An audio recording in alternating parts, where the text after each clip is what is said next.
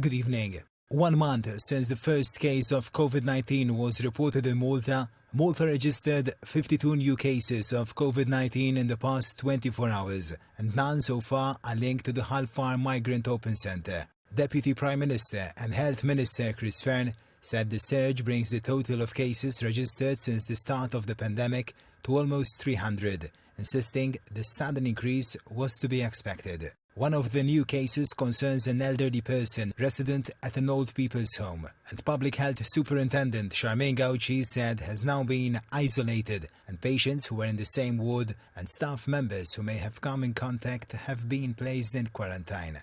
Between yesterday and early this morning, more than 825 tests were carried out, bringing the total to more than 11,000 since the start of the pandemic in March. Deputy Prime Minister Fearn reiterated his appeal for people to exercise discipline, responsibility and remain focused.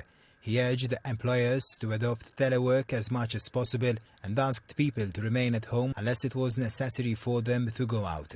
Asked whether the new cases were linked to possible outbreaks in particular factories and workplaces, Professor Charmaine Gauci said there were no major work-related outbreaks so far. The health authorities also expected the number of COVID-19 cases to continue to increase, including those at the Hull Farm Open Centre. Meanwhile, a mental health support line 1770 is now operational with the help of the Richmond Foundation to assist people at a time of social distancing and great anxiety. The Foreign Ministry said all Maltese nationals currently abroad are being urged to make the way back to Malta by no later than next Sunday, 12th April.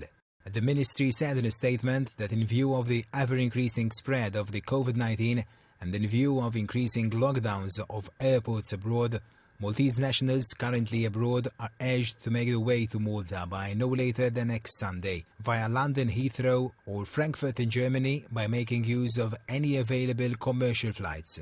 For reservation or repatriation flights, the Ministry advised that persons send the flight itinerary together with a copy of the passport bio page to the Situation Centre at the Ministry for Foreign and European Affairs.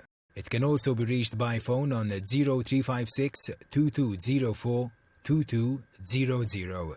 It said reservations for repatriation flights will only be accepted via email.